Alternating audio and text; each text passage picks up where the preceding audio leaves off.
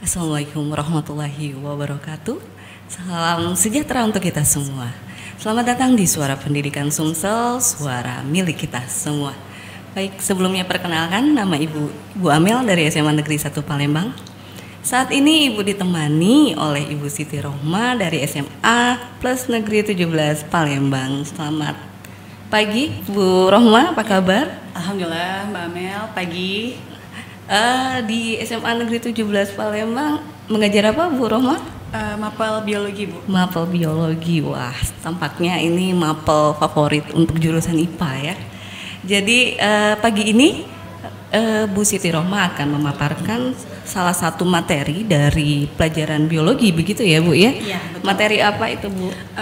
Pada saat ini materinya adalah sistem pencernaan manusia. Ini adalah materi biologi kelas 11 semester 1.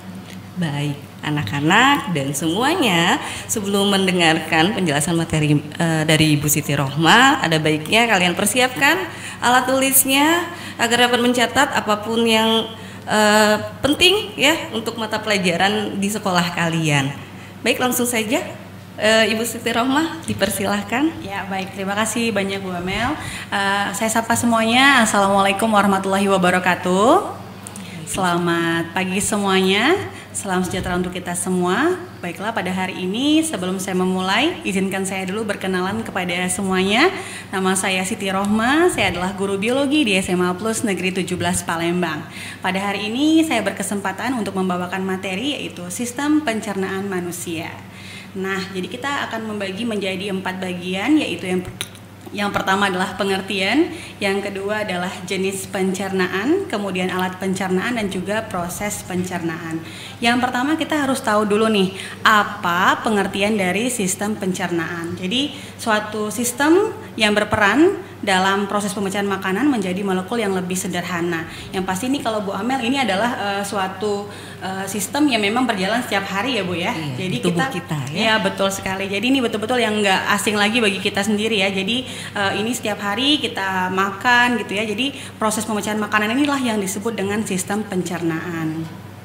Untuk gambarnya bisa dilihat di situ ada mulut, kerongkongan, lambung, usus halus, usus besar dan juga anus. Nah, kita lihat dulu nih yang berikutnya, yaitu jenis-jenis pencernaan. Jenis pencernaan ini ada 2 macam. Yang pertama adalah pencernaan mekanik, yaitu pencernaan yang memecah makanan dengan bantuan gigi dan juga otot. Sedangkan pencernaan kimiawi ini adalah pemecahan makanan dengan bantuan enzim.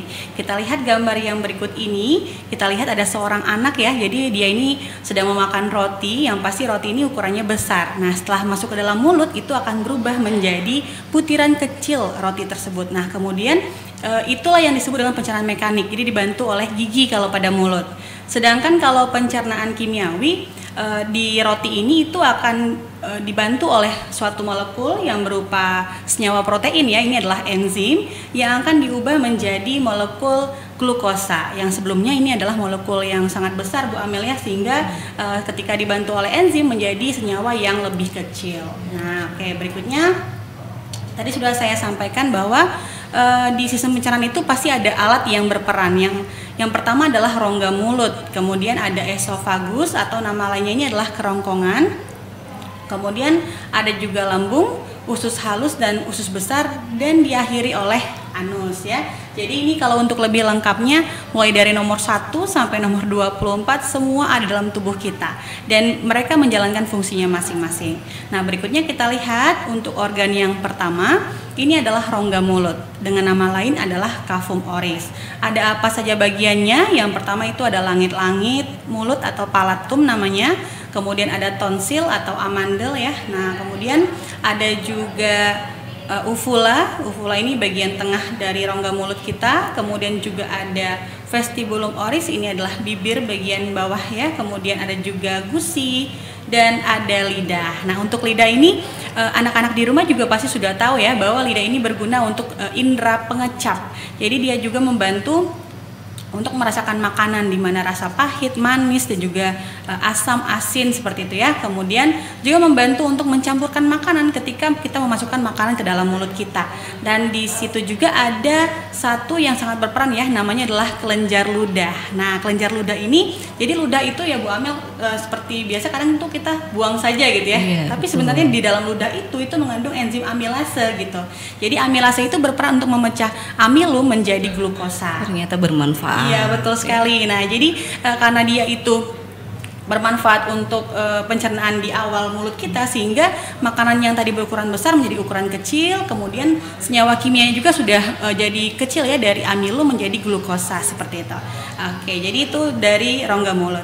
Setelah makanan dari rongga mulut ini akan turun ke bagian bawah ya, dengan cara nanti ada proses relaksasi dan kontraksi otot di kerongkongan kita, atau nama lainnya adalah esofagus. Jadi di situ di gambar ini, ketika makanan itu masuk dari rongga mulut kemudian turun ya, ini ada gerakan mendorong, namanya adalah gerakan peristaltik. Nah jadi kalau udah turun ke kerongkongan, nanti dia langsung menuju ke tempat selanjutnya, yaitu adalah lambung. Nah dari lambung ini nanti kalau untuk bagiannya itu ada di gambar ya. Yang pertama adalah bagian fundus, ini adalah bagian tengah. Nah sebelumnya akan ada kardiak. Kardiak inilah yang awal mula dari makanan dari kerongkongan itu masuk ke dalam lambung. Kemudian dari fundus, nanti di fundus ini akan diproses secara kimiawi dan juga mekanik.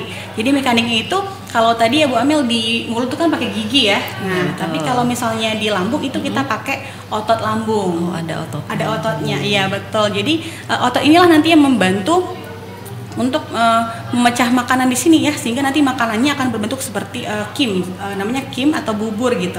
Nah kemudian akan diproses di sini menjadi suatu senyawa seperti tadi ada protein ya, protein akan dipecah menjadi pepton namanya. Nah akan dibantu juga oleh enzim. Enzim ini adalah enzim ada namanya pepsinogen yang akan dipecah menjadi akan menghasilkan enzim pepsin ya, sehingga nanti ada protein diubah jadi pepton. Selain itu juga di sini ada HCl.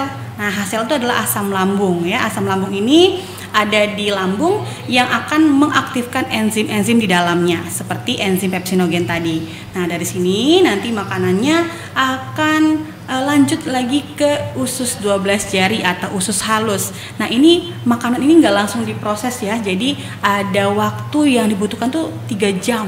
Jadi dari waktu 3 jam untuk itu mencerna makanan kita tadi. Betul sekali. Ya? Jadi makanya kalau kita makan tuh ada jeda ya Bu ya, nggak langsung sekali nggak makan, langsung kenyang gitu ya. Makan lagi gitu kan. Nah jadi ada tahapannya. Jadi kalau misalnya sudah makan akan diproses dulu nih 3 jam di lambung aja butuh waktu 3 jam. Apalagi kalau misalkan nanti ke bawah lagi ya, kita cek lagi yang ke berikutnya itu ada namanya adalah usus halus.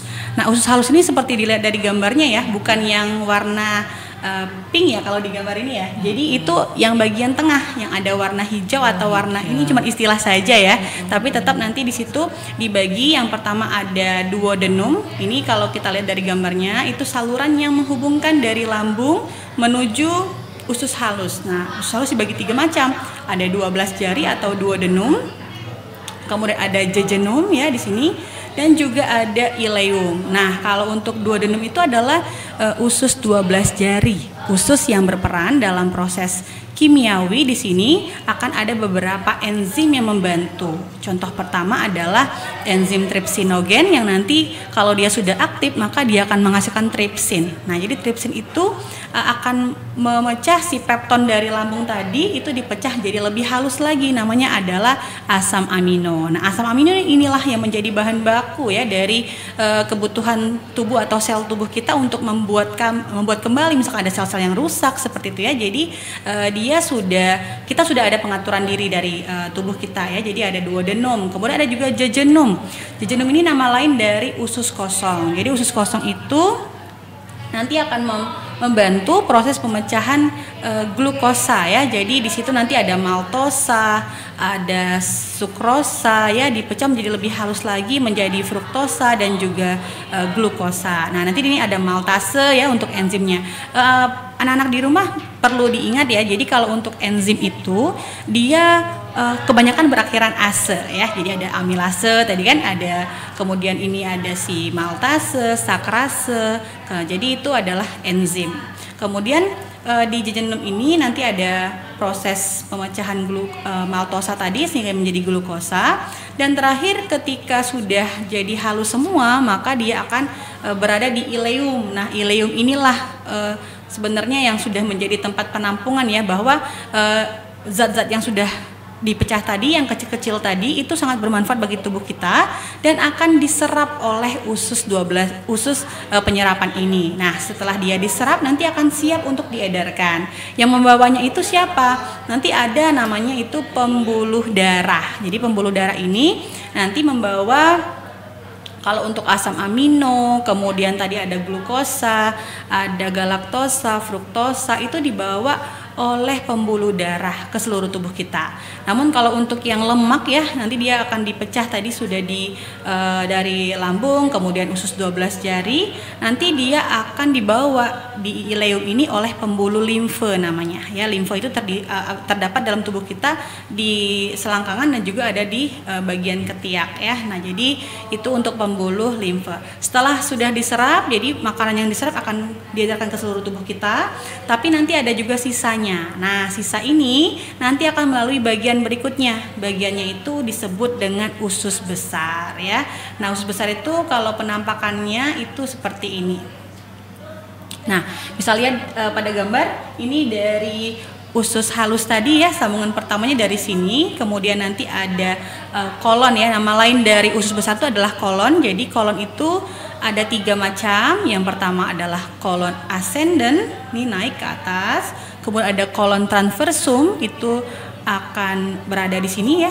Dia lurusan dari ascendant, kemudian akan membawa makanan menuju ke kolon descendant dan akan diakhiri ke rektum.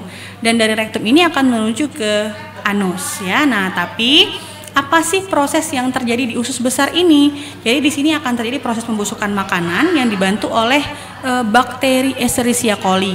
Jadi bakteri ini adalah bakteri yang sangat bermanfaat ya bagi tubuh kita ketika di dalam tubuh kita. Nah, jadi dia membantu proses pembusukan makanan dan juga bisa menghasilkan vitamin K.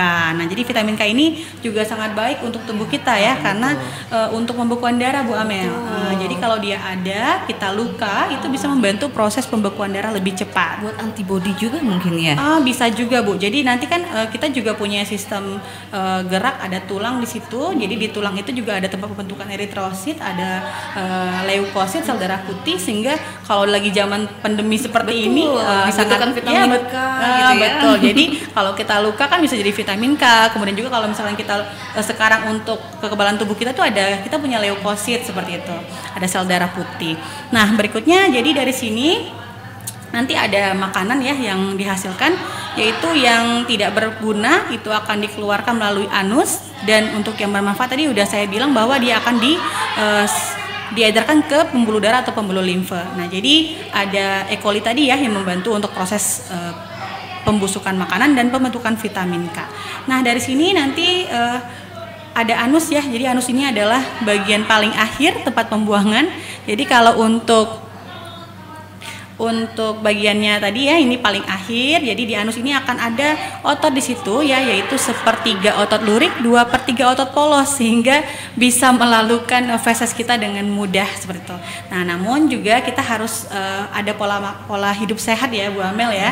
Jadi jangan makan yang terlalu keras gitu ya. Harus ada sayurannya gitu. Serat. Ya, betul, ada seratnya. Maka harus 5 sempurna. Nah, betul sekali Bu Amel ya. Jadi kita harus ada anak-anak yang perlu diingat 4 sehat 5 sempurna. Jadi 4-nya itu adalah nasi ya, karbohidrat untuk ada juga lauk pauk, sayur mayur, buah-buahan dan juga susu. Nah, mungkin ini saja.